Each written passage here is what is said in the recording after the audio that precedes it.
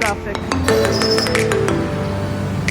Sole purpose was to record myself a whole day to see whether I was consistent or not, and will update myself in every bit after completing every lecture, after completing every goal, to see whether I was consistent, whether I was productive or not. ये बिना पढ़ाई start किए यहाँ से सबसे पहले 10 बजे से 12 बजे जूलॉजी, फिर केमिस्ट्री, फिर रेस्ट, फिर फिजिक्स, फिर रेस्ट, फिर जूलॉजी की 12 क्लास एक आधी चैप्टर, और फिर 7 से 8 डिनर, और फिर 8 से 10 फिर से केमिस्ट्री की डीपीपी, क्योंकि मैंने यहाँ केमिस्ट्री के लेक्चर नोट्स लिए मिलेंगे, लेक्चर नोट्स यहाँ पर डीपीपी करेंगे, उसमें टाइम लगेगा। 10 से 12 रिवीजन जो भी आज पढ़ा है, लेट्स सी कितना हो पता है। तो या अब 10 बज गए हैं और हम जा रहे हैं 10 से 12 वाला जूलॉजी का लेक्चर लेने। कैसे जाता है, इसमें लेक्चर करना है, नोट्स करना है, डीपीपी करना है।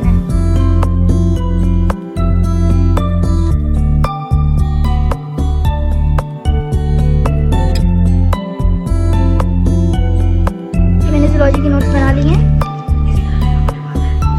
साथ में लेक्चर के। तो डीपीपी मेरी हो गई है, टाइम हो रहा है 12:02 और टोटल 15 क्वेश्चन से 14 करेक्ट है, 1 इनकरेक्ट है और सब सही है।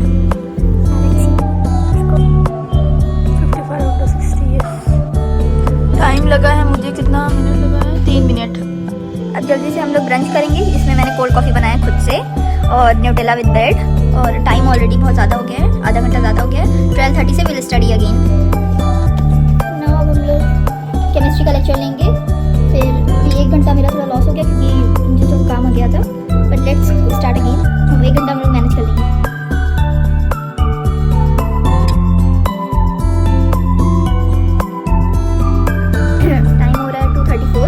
केमिस्ट्री का लेक्चर हो गया है, बन गई है। सर ने बहुत ही बेसिक, मैंने पहला लेक्चर लिया सब बेसिक कंसेप्ट का, बहुत ही बेसिक सर ने पढ़ाया एटम मॉलिक्यूल ये सब, तो बस 2 ही पेज में आ गया है। ये मेरा हो गया है केमिस्ट्री लेक्चर प्लस नोट्स हो गया है, और ये रेस्ट थोड़ा मैंने डिस्टर्ब हो गया था तो मेरा वही अभी 2:35 ही हो रहा है, तो इसका भी हो गया समझिए। हमें 2:30 फिजिक्स का लेक्चर लेना है, नोट्स बनानी है, ये कर लेते हैं। फिर रेस्ट करेंगे, फिर जूलॉजी क्लास 12 करेंगे, फिर डिनर, फिर फिजिक्स और केमिस्ट्री की जो डीपीपी यहाँ केमिस्ट्री की फिजिक्स की बची वो करेंगे, और 10 से 12 रिवीजन करेंगे जो आज जूलॉजी और केमिस्ट्री और फिजिक्स में कराए गए हैं। सो या मेरा फिजिक्स का लेक्चर हो गया है पूरे, मुझे आई थिंक 1 hour 30 minutes लगे हैं। 30 क्योंकि मैंने 3:30 पे स्टार्ट किया था और अभी 5 हो रहे हैं, तो 1 hour 30 minutes लगे हैं। और जो है पूरे मैंने नोट्स बना लिए हैं। तो आज सबसे ज़्यादा इम्पोर्टेंट सर ने कराया। सबसे पहले सर ने ये किया कि जो है सर ने सारे वो बताए कि जैसे 0.75 को हाउ कैन आई राइट, 0.67 को कैसे लिख सकते हैं, 0.33 को कैसे लिख सकते हैं, 0.33 को जैसे हम लोग 1/3 लिख सकते हैं, 0.67 को 2/3 लिख सकते हैं, 0.75 को 3/4 लिख सकते हैं। ये अभी मैं एक स्टिकी नोट में लिख दूंगी कि 0.75 को क्या लिखते हैं, 0.67 को, 0.33 को, और 1/3 को जैसे 4/3 लिख सकते हैं। सर ने पहले ये बताया। फिर सर ने ऐसे टेक्निक बताई कि 7.8 को इनको 25 से मल्टीप्लाई करेंगे तो क्या होगा, तो 7.4 को हम लोग 7.04 लिख सकते हैं। ऐसे 2.6 को 0.66 को 2/3 लिख सकते हैं। सर ने ये बताया, ये इंपॉर्टेंट है। फिर सर ने रिलेशन बताया कि जैसे हम लोग काइनेटिक एनर्जी को डबल करेंगे तो मोमेंटम क्या होगा, ऐसे ऐसे, तो वो सब सर ने बताया। हाँ सब ये सब बताया। स्पीड का स्टॉपिंग डिस्टेंस का फॉर्मूला था, और जैसे स्पीड डबल करेंगे, एक्सेलरेशन हाफ करेंगे तो क्या होगा, सब सर ने बताया। फार्मूला दे के सर ने ऐसे समझाया। और फिर जो है ये फोर्स टेंशन सरफेस टेंशन का ऐसे फार्मूला देके निकाला कि फिर निकलवाया कि फोर्स निकालो, ये सब वैल्यू रख के क्या आएगा, तो हमने वैल्यू रखी, फोर्स आया। थोड़ा कैलकुलेशन सिखा रहे सर। फिर सर ने सिखाया ये कैलकुलेशन यहाँ से भी यूज़ करना सिखा रहे थे। फिर सबसे अच्छा क्वेश्चन ये था, नीट में आया था, जिसमें बहुत ज़्यादा लेंदी कैलकुलेशन थी, पर सर ने इसको इफेक्टिवली कैसे कैलकुलेट कर सकते हैं वो सिखाया, तो भी इतनी लंबी हो गई। यहाँ नोट करा कि पाई स्क्वायर को 10 कहते हैं। फिर सर ने ये बताया पिकोमीटर, नैनोमीटर को क्या कहते हैं, फिर इन्फिनिटी और 1/0 को क्या कहते हैं, सब रिलेशन बताया। फिर ये क्वेश्चन दिया, क्वेश्चन अच्छा था। tan थीटा 4/x² - 4 को, तो वैल्यू जब थीटा 90 होगा तो क्या वैल्यू होगी x की, तो ये अच्छा था क्वेश्चन। फिर सर ने कराया कि 3.87 को इंटू 0.4 से मल्टीप्लाई करेंगे तो क्या आएगा, तो लेंदी कैलकुलेट होगी। सर ने बताया डायरेक्टली ये देखो, जो 7 को अगर 4 से मल्टीप्लाई करेंगे 28 आएगा, तो लास्ट में तो 80 आएगा, लास्ट में सिर्फ 8 इसमें आ रहा है, तो ये आंसर हो जाएगा। ऐसे हमारा स्टार लगाना होता है। फिर सर ने ट्रिग्नोमेट्री बताई, एंटी क्लॉकवाइज में थीटा लेंगे तो पॉजिटिव होगा, क्लॉकवाइज में थीटा लेंगे तो नेगेटिव होगा, ये इंपॉर्टेंट है। थीटा ये पी की डायमेंशनलेस होता है, अब यूनिट होती है बट उसकी ऐसा यूनिट रेडियन होती है।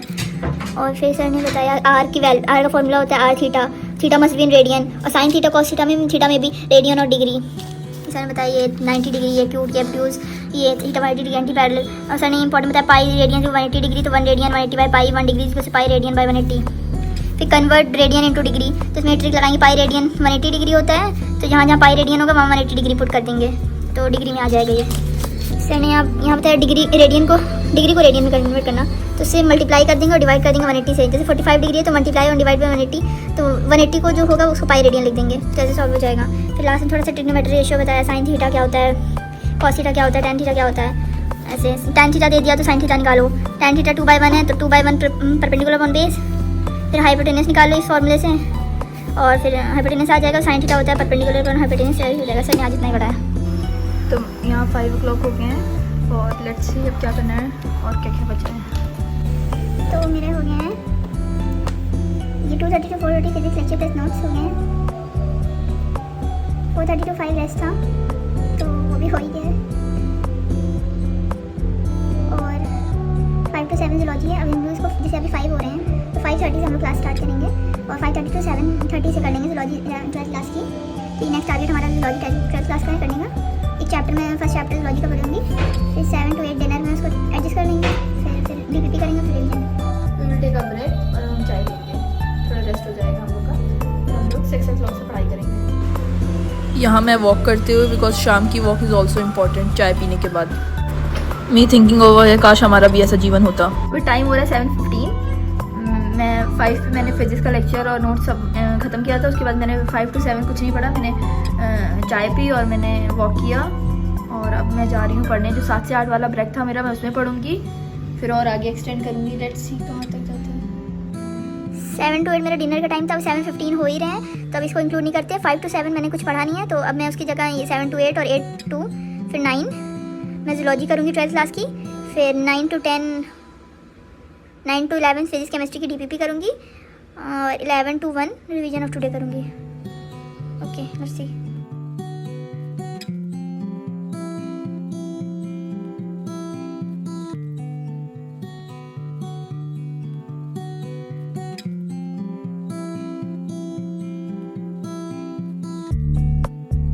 Back to studies after a long break. मैं गई थी 9:20 पे, आ रही हूँ 1.5 घंटे बाद। This not at all justice to myself. खैर अब हम बायो का जो पढ़े रिवाइज करेंगे और नोट्स रिवाइज करेंगे, फिर बायो का ये ख़त्म होगा, और फिर हम लोग फिजिक्स और केमिस्ट्री की डीपीपी सॉल्व करेंगे, और फिर उसका रिवीजन करेंगे नोट्स का। बस आज का यही है।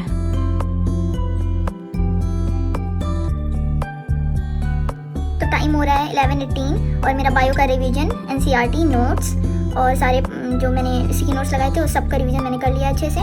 अब मैं जा रही हूँ फिजिक्स और केमिस्ट्री की डीपीपी सॉल्व करने। I am so much tired but let's solve DPPs, that's important. तो अभी 11:19 में, लेट्स सी कितना टाइम लगता है।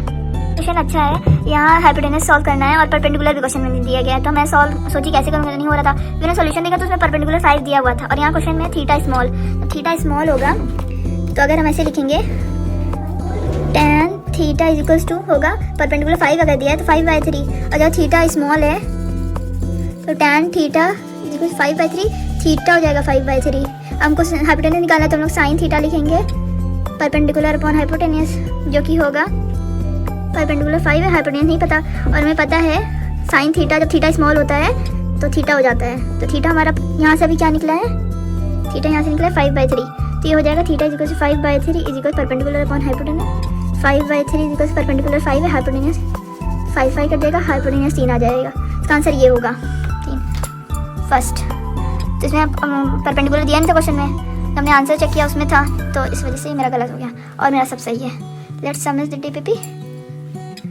स्कोर मेरा 1 वही कटा है, क्वेश्चन गलत हुआ, और टाइम हुआ है 9 मिनट लग गया है, क्योंकि उस 3 मिनट उसको हम सोचने में लग गया था मेरा। सो टाइम हो रहा है 12:03, और मेरा जो है केमिस्ट्री की डीपीपी हो गई है 1।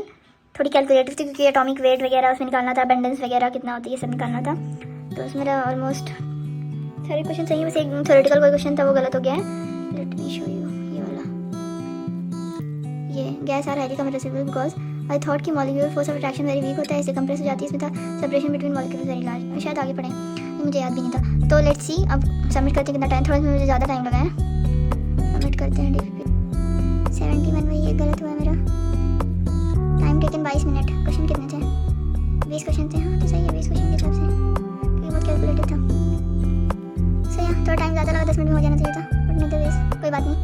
अब हम लोग थोड़ा सा रिवीजन करेंगे। हालत मेरी बहुत ख़राब हो रही है, कुछ करने का मन नहीं कर रहा है। तो ये हो गया 5% जूलॉजी, टाइम से अलग हो गया था। बिना 8 एंड फिजिक्स क्लास भी हो गया। अब 10-12 रिवीजन ऑफ टुडे था। आई थिंक आज नहीं कर पाऊँगी, बहुत ज़्यादा थक गई हूँ, ऑलरेडी 12 बज चुके हैं। तो इसको मैं कल कर लूँगी, कल रिवाइज़ कर लूँगी सारी पहली क्लास, फिर नेक्स्ट क्लास शुरू करेंगे। कल से थोड़ा जल्दी भी उठूँगी, अभी जल्दी सो रही हूँ तो कल से जल्दी उठूँगी। हाँ, कल से 8 बजे से पढ़ाई स्टार्ट कर दूँगी। 8 से 10 पहले मैं रिवाइज़ कर लूँगी अपना सब। ये आज की क्लास ये कल के लिए रखती हूँ 10 से 12 रिवीजन ऑफ टुडे। तो मेरा सब हो गया है। सो हाउ इज इट, कैसा लग रहा?